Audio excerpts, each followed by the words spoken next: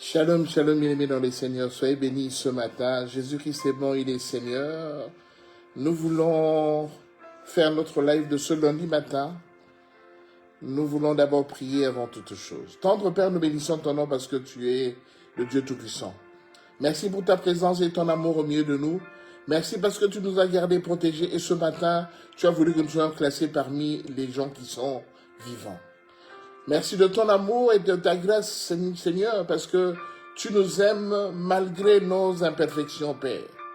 Parce que tu as dit que j'écrirai ma loi dans ton cœur, tu seras mon peuple et je serai ton Père. Merci, Seigneur, de nous garder et de nous protéger. Laisse que ta main puissante soit sur nous, Seigneur, afin que tout ce monde dans le passé ensemble soit pour ta seule et unique gloire. Nous t'élevons en dignité, en puissance. Dans le nom de Jésus, nous t'avons ainsi prié et nous disons Amen. Amen, amen, amen, bien-aimés dans les Seigneurs, soyez bénis ce matin. Jésus-Christ est bon, il est Seigneur. Il nous aime tellement qu'il nous parle assez régulièrement afin que nous puissions savoir quel est le message à transmettre au peuple de Dieu. Ce matin, bien-aimés, nous allons revenir à un message, à une exhortation que nous connaissons tous, que nous avons lu plusieurs fois dans la Bible. On a été entraîné plusieurs fois par rapport à cette exhortation, mais ce matin, le Seigneur permet que nous puissions soulever juste un point important qui est dans ce passage et qui concerne nos vies à nous tous. Mais ce point, on n'y prête point à garde. Alors que c'est tellement éloquent, c'est tellement éloquent et ça nous parle vraiment réellement de ce que le Seigneur voudrait que nous puissions faire attention sur nos vies. Et ce passage, c'est dans le livre de 2 Rois chapitre 20. 2 Rois chapitre 20, du premier verset jusqu'au verset 7. 2 Rois 20, premier verset jusqu'au verset 7, je lis au nom de Jésus. En ce temps-là, Ézéchias fut malade à la mort. Le prophète Ésaïe fils d'Amoz vint auprès de lui et lui dit, « Ainsi parle l'Éternel, donne des ordres à ta maison, car tu vas mourir et tu ne vivras plus. » Ézéchias tourna son visage contre le mur et fit cette prière à l'Éternel. « Ô Éternel, souviens-toi que j'ai marché devant ta face avec fidélité et intégrité de cœur, et que j'ai fait ce qui est bien à tes yeux. » Et Ézéchias se répandit d'abondantes larmes. Verset 4. Ésaïe qui était sorti n'était pas encore dans la cour du milieu lorsque la parole de l'Éternel lui fut adressée en ces termes. « Retourne et dis à Ézéchias, chef de mon peuple, ainsi parle l'Éternel, le Dieu de David, ton père. J'ai entendu ta prière, j'ai vu tes larmes. Voici, je te guérirai, le 3e jour, tu monteras à la maison de l'Éternel. J'ajouterai à tes jours 15 années. Je te délivrerai, toi et cette ville, de la main du roi d'Assyrie. Je protégerai cette ville à cause de moi et à cause de David, mon serviteur. » Verset 7. Ésaïe dit, « Prenez une masse de figues. » On la prit et on l'appliqua sur l'ulcère, et Ézéchias guérit. Parole du Seigneur.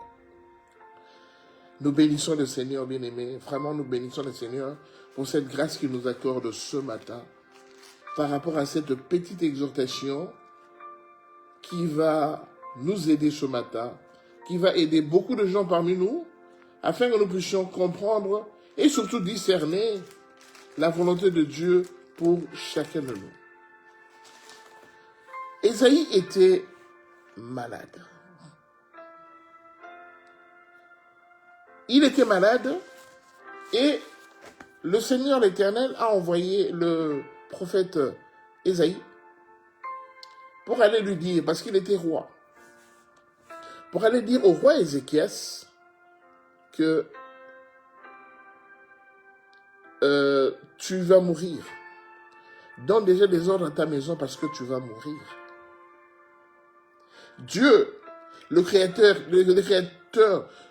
du ciel et de la terre, Dieu, notre Père à nous tous, Dieu, notre Créateur, Dieu, le Créateur de Ézéchias, envoie Ésaïe pour aller dire au roi Ézéchias que tu vas mourir, donne déjà les ordres à ta maison, parce que bientôt, c'est fini.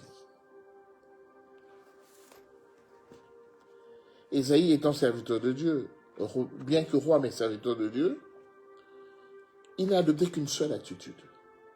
Par rapport à une calamité, une sentence de mort qui vient de la part du Créateur lui-même. Lui-même qui nous a créés pour que nous puissions vivre. Lui-même qui nous a créés pour nous dire que, voilà, je vous ai créé, je vous ai mis dans le monde. Dans le monde, il y a le bien et le mal, mais je conseille de choisir le bien. Ézéchias a corrigé beaucoup d'erreurs que son père avait commises. Ézéchias les a corrigées. Parce que son père allait prendre les ustensiles du temple, les utiliser à sa guise quand il faisait le fête. Ézéchias il est venu corriger la plupart des choses que son père avait faites. Ézéchias fut un bon roi. Mais malgré ça, Dieu lui dira, tu vas mourir. Donne des ordres à ta maison, tu vas mourir. Ézéchias, de par son humilité, il a juste rappelé à Dieu ce qu'il a fait. Il a juste rappelé à Dieu comment il s'est comporté durant tout son règne. Il lui a dit, Seigneur, souviens-toi que durant tout mon règne, je t'ai servi avec intégrité et fidélité de cœur. Je fais ce qui est bien à tes yeux. Il n'a pas fait d'abondante prière. Il a juste rappelé à Dieu qu'il puisse se souvenir de tout ce qu'il a fait de bien dans l'œuvre, pendant son règne et dans l'œuvre du Seigneur. Bien-aimés, des fois nous faisons des prières pas longues, de courtes prières, mais des prières assez efficaces pour toucher le cœur de Dieu. Et cette prière a touché le cœur de Dieu, que la Bible dit que le prophète Ésaïe qui avait amené le message de la mort auprès du roi Ézéchias, la Bible dit qu'il n'était pas encore sorti de la cour royale, que le Seigneur va lui dire, va rappeler à ton roi que je lui ai ajouté 15 années de vie. Bien-aimé dans le Seigneur, quelle grâce! À cause d'une petite prière que Ézéchias avait faite, une petite prière de souvenir, à cause de cette petite prière, le Seigneur lui a accordé 15 années de plus. Parce qu'effectivement, il a vu tout ce que lui, il avait fait. Il s'est rendu compte que ce type, il avait quand même un peu le droit de continuer à vivre. Et il lui a rajouté 15 années de plus. Bien, mais souvent, quand nous prêchons par rapport à ce passage, nous nous arrêtons là. Nous soulevons combien une prière de souvenir peut pousser le trône de Dieu, peut bouger le trône de Dieu. Nous expliquons comment une prière de souvenir par rapport à un serviteur de Dieu peut faire en sorte que cela peut le tenir bien pour qu'il puisse échapper à la mort. Nous soulevons souvent le fait que Ézéchias, qui était à l'agonie, qui était à la fin de son règne, parce que le Seigneur avait décidé qu'il devait mourir, cet Ézéchias, il a eu une grâce exceptionnelle auprès du Seigneur. Parce qu'il lui a rappelé seulement les souvenirs de son règne. Mais ce matin, le Seigneur voudrait que nous puissions aborder le verset 7. Parce que le verset 7, souvent, on ne l'aborde pas. On s'arrête au verset 6, et puis on tire des conclusions, on conduit la prière, et puis la prière est finie. Donc, Ézéchias, Dieu lui a dit, je t'accorde encore 15 années de plus de vie.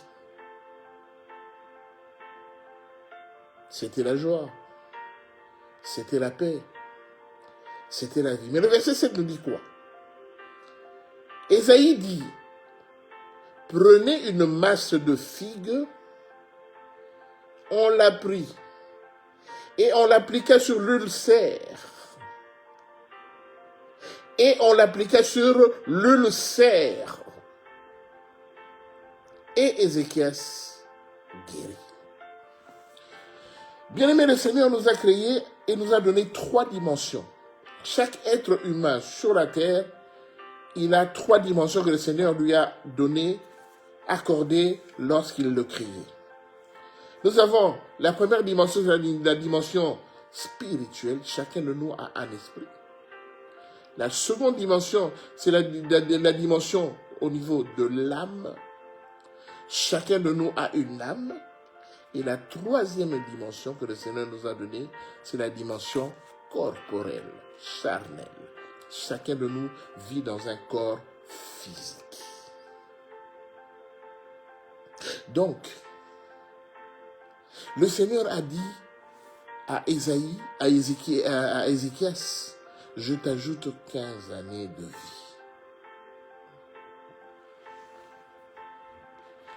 Le Seigneur, c'est quelqu'un qui n'est jamais charnel. Dieu n'est pas charnel.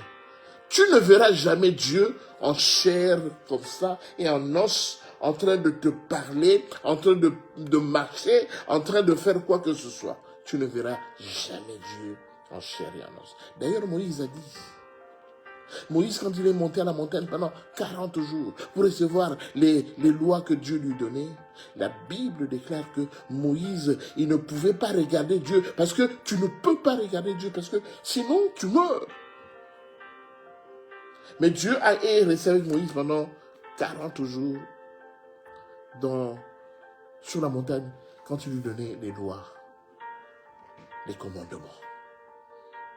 La Bible déclare que quand Moïse est descendu, il était tellement étincelant que même les gens avaient des difficultés pour regarder Moïse, tellement qu'il a reçu beaucoup de la part du Seigneur.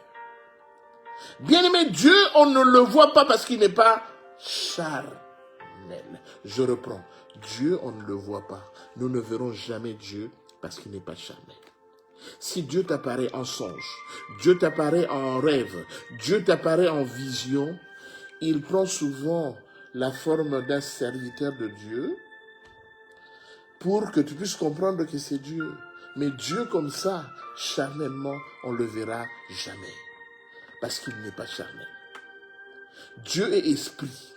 Et il veut que ceux qui l'adorent en esprit et en vérité. Dieu est esprit. C'est ainsi que quand il a dit à Ézéchias, il a dit à Ésaïe, va dire à Ézéchias que je lui ai accordé encore 15 années de vie.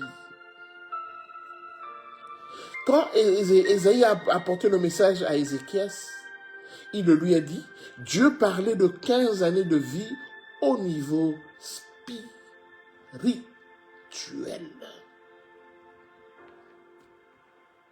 Je reprends. Dieu a dit que Ézéchias, tu ne mourras plus. Je t'ajoute 15 années de vie. Mais pour que cela puisse se concrétiser au niveau charnel, au niveau du corps,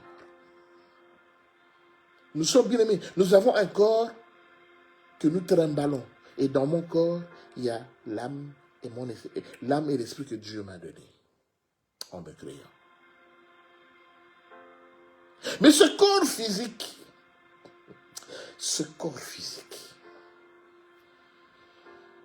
a besoin également des soins physiques. Je reprends.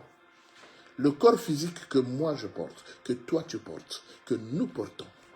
Je fais des mouvements, je parle avec une bouche, j'ai des yeux, j'ai des mains, j'ai un corps, je suis habillé, j'ai caché mon torse, mon thorax, parce que c'est un corps qui est charnel.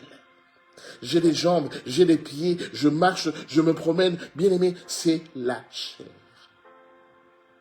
Cette chair, bien que je suis chrétien, bien que je crois en l'Éternel, bien que la Bible déclare en réalité en Dieu, dans l'Éternel, c'est l'Esprit, c'est le souffle de Tout-Puissant, bien qu'il le dit.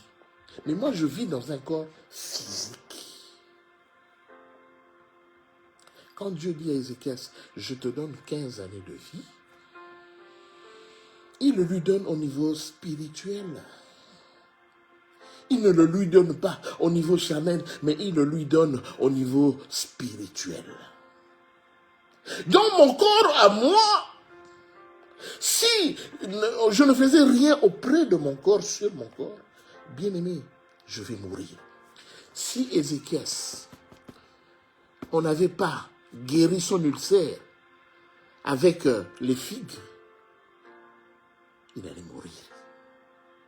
Donc, bien aimé, comprenez que les figues qu'on a appliquées sur l'ulcère d'Ézéchias, comprenez que actuellement, aujourd'hui, dans notre vie, actuellement, c'est les médicaments. C'est un médicament qu'on a utilisé pour guérir l'ulcère d'Ézéchias. Donc, en fait, en réalité, Ézéchias avait un ulcère.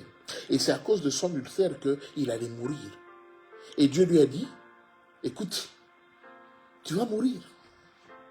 Tu vas mourir. Parce que ton ulcère, ta plaie là, qui est sur ton pied, cela va te pousser à la mort. Alors il est allé lui dire, ne fais plus d'efforts. Tu vas mourir. Donne les ordres à ta descendance, à ton palais.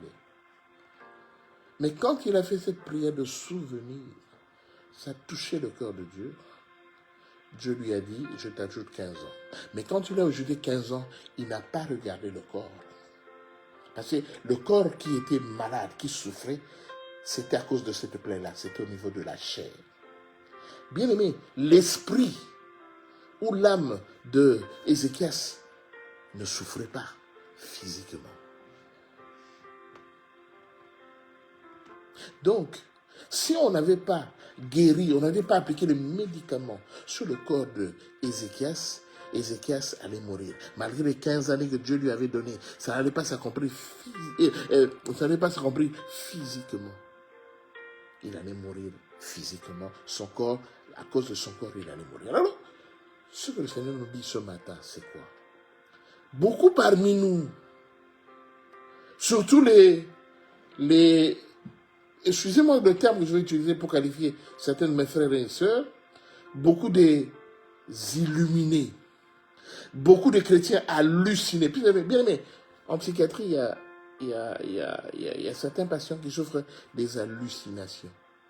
Une hallucination, c'est une sorte de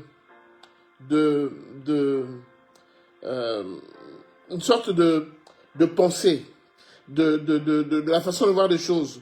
Une pathologie qui se manifeste de telle sorte que la personne te dit que, monsieur, regardez, il y a un serpent qui est sur la terre là, qui vient vers moi. Et toi, quand tu regardes, tu ne vois pas le serpent. Et on dit que le patient a des hallucinations visuelles, ou bien il a des hallucinations auditives. Donc, il voit des choses qui n'existent pas. Il entend des choses qui, en réalité, on les qualifie de délire. Il croit entendre des choses, mais en fait, en réalité, c'est ses pensées qui font en sorte qu'il a des hallucinations auditives. Mon frère, ma soeur, beaucoup de nos frères et sœurs qui sont des illuminés, qui sont des hallucinés spirituels, souvent, nous oublions les principes que Dieu a donnés. Pourquoi je le dis? Parce que beaucoup, moi j'ai entendu des frères, des sœurs témoigner en disant, voilà, j'avais l'hypertension, j'avais le diabète, j'avais ceci, j'avais un problème des reins, j'avais ceci. Alors, je suis rentré en prière, le Seigneur est venu, il m'a dit, c'est fini, tu es guéri. Il m'a délivré de ceci, il a délivré de telle maladie, et il m'a dit, aujourd'hui, c'est fini, je te guéris. Quand le Seigneur m'a guéri, c'est comme ça que, bien aimé, j'ai jeté les médicaments que je prenais. Je ne prends plus les médicaments, et j'ai jeté tous les médicaments. Maintenant, je vis bien, Bien aimé, quelque temps après, ces mêmes personnes qui ont témoigné, ils ont commencé à développer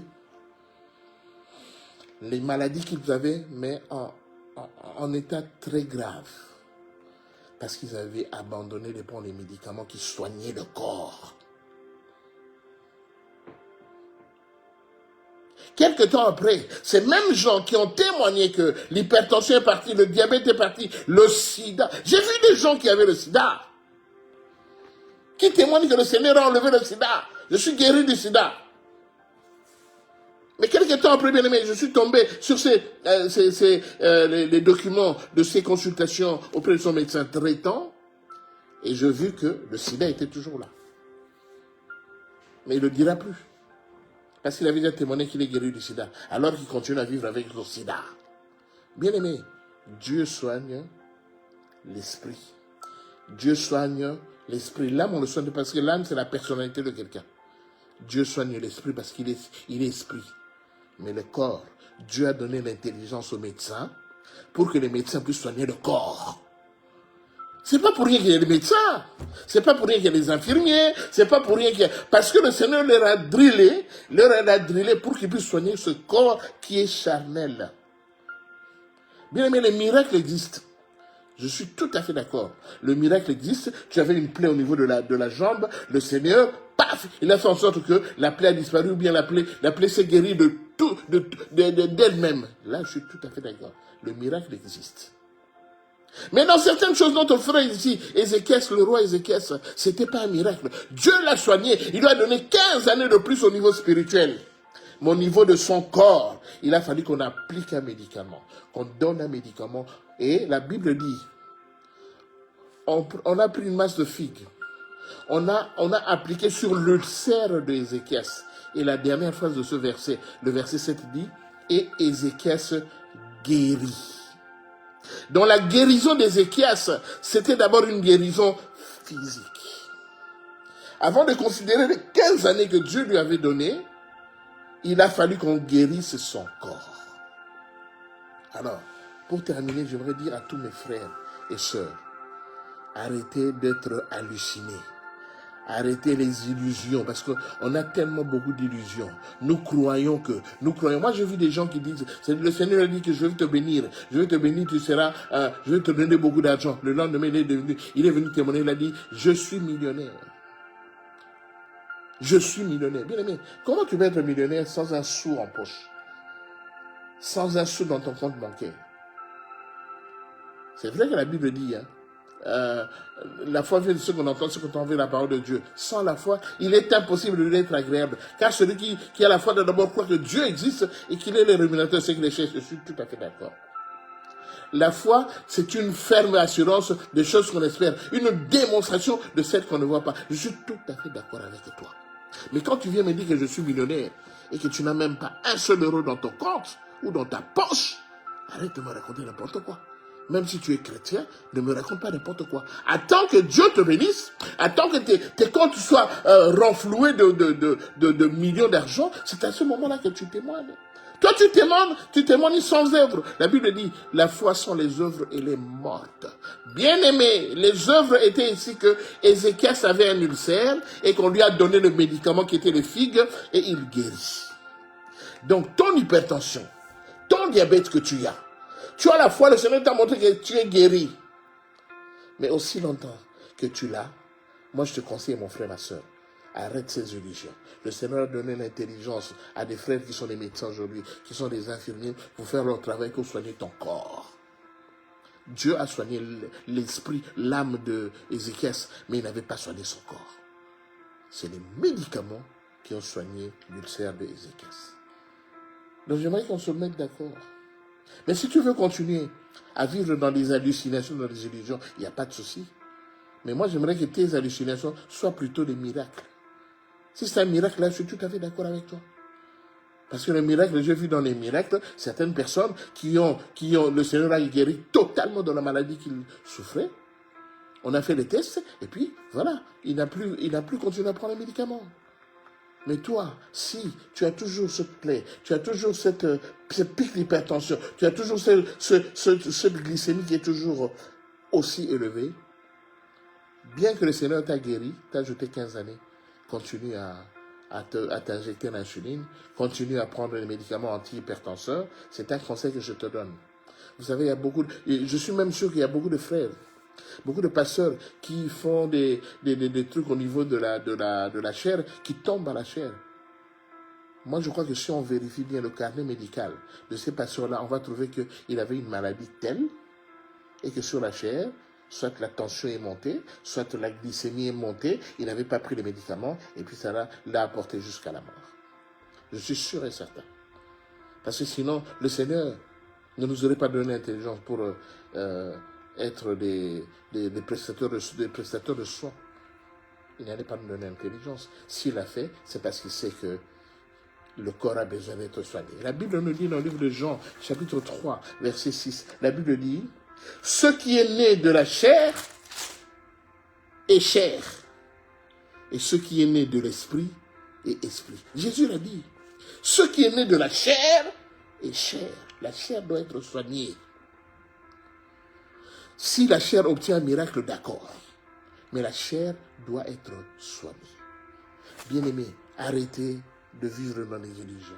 Jésus nous aime, Dieu nous aime, Dieu nous aime. C'est pourquoi, bien aimé, nos frères de l'église catholique, ils ont conçu des écoles, ils ont donné des entraînements de catéchisme, tout ça. Ils ont inculqué la foi auprès de gens vers qui ils allaient, mais ils ont conçu également des hôpitaux pour soigner le corps. Pour soigner le corps. Mon frère, ma soeur, si tu es dans ce cas, si tu t'es retrouvé dans ce que le Seigneur a permis que je puisse dire ce matin, mon frère, ma soeur, reviens sur le droit chemin. Reviens sur le droit chemin. Parce que tu vas créer un problème et ce sera assimilé à des attaques. Vous allez dire des attaques. Tu as été attaqué par l'ennemi. L'ennemi t'a attaqué à cause des hôtels que tes parents ont bâtis, tout ça, alors que tout ça c'est faux. Le véritable hôtel qui existe spirituellement, c'est la croix de Jésus-Christ. C'est au mont Golgotha. Ça, c'est le véritable hôtel. Et puis, je veux te dire, bien aimé, les hôtels là, les hôtels de ténèbres, ces hôtels bien aimés, c'est des hôtels physiques. Physiques. Toi, au niveau où tu es maintenant, combien d'hôtels de ton père, du côté de ton père, du côté de ta mère, as-tu déjà renversé? Combien? Plusieurs. Tu les fais en prière. Mais moi, je dis que les hôtels, c'était des choses qui étaient physiques. Ce n'était pas des choses qui étaient spirituelles. C'était des choses qui étaient physiques. Mais le véritable hôtel que nous avons aujourd'hui, c'est la croix de Jésus. C'est au mont Golgotha. Et c'est au niveau de la croix, c'est au niveau du mont Golgotha que notre salut est arrivé. Tu as le salut à partir de la croix. Bien-aimé, voilà ce que le Seigneur nous a mis en cœur de partager ce matin. Arrêtez de vivre dans des illusions. Si tu es malade, va auprès de ton médecin traitant. Si te prescrit tel médicament, prends-le. Tu vas voir que ta grippe va terminer, ta fièvre va partir. Tu vas voir que les douleurs que tu avais au niveau de l'estomac vont s'arrêter. Bien que tu pries. Bien que tu pries. Le médecin soigne les gens, mais c'est Dieu qui guérit. Ok? Mais le médecin doit te donner un médicament. Que le Seigneur vous bénisse, bien-aimés. Je crois que c'était quand même un passage important auquel on ne fait pas attention parce que beaucoup de parents, surtout les adultes, à partir de 45 ans, 45 ans, tout ça, ton corps a besoin d'un supplément médical. À partir de 45 ans, ton corps a besoin d'un supplément médical. Si je vous demande à vous tous qui avez 45 ans, à vous tous, sincèrement, si je vous demande, est-ce que tu ne prends pas une petite pilule chaque jour? Je suis infirmier. Je sais qu'à partir de 45 ans, chacun de nous se promène avec une petite pilule, le minimum, une petite pilule qu'il prend tous les matins. Et pourquoi tu le prends tous les matins? Parce que si tu ne le prends pas, ça risque d'être dangereux pour toi. Chacun de nous a au moins une pilule qu'il prend tous les matins. Que le Seigneur vous bénisse. Mais vivons sérieusement dans la paix, selon la parole de Dieu, mais notre corps doit être soigné. Ce qui est charnel, ce qui est né de la chair est chair, et ce qui est né de l'esprit est esprit. Soyez bénis, que le Seigneur vous bénisse abondamment. S'il le veut bien, on se retrouvera le vendredi pour un autre message. Soyez bénis. Shalom. Shalom.